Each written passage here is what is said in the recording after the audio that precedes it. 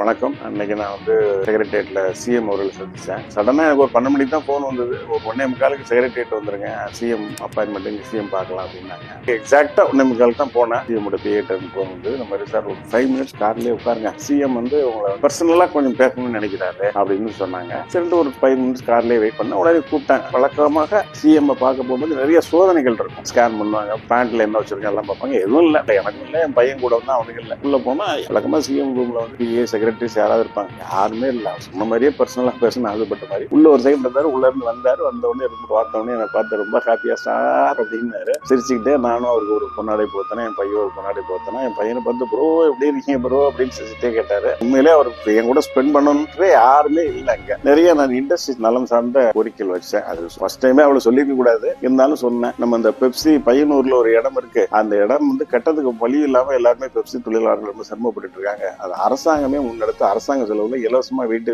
கட்டி கொடுக்கணும் அப்படின்னு சொன்னேன். அப்புறம் உதவி இயக்குநர்களுக்கு தயவு செய்து ஒரு 50 ஏக்கர் இடம் அவங்களுக்கு அலாட் பண்ணுங்க. அது திருவள்ளூர் பக்கத்துலயோ இல்ல செங்கல்பட்டு பக்கத்துலயோ எங்கேயோ புறநகர்ல அலாட் பண்ணுங்க. கிட்டத்தட்ட 40-50 ஆண்டுகளாக ரொம்ப கஷ்டத்துல இருக்காங்க, அது பண்ணி கொடுங்க. திரைப்பட நகரம் அமைக்கணும், போன கவர்மெண்ட்ல இருந்தது, அது பண்ண முடியல, அது பண்ணுங்க.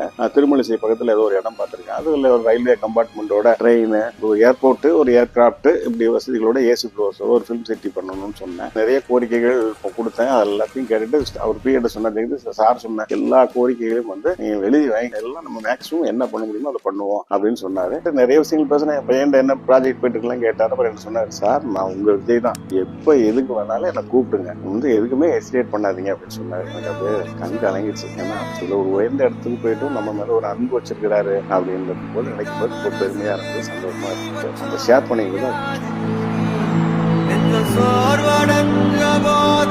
ஒரு துணை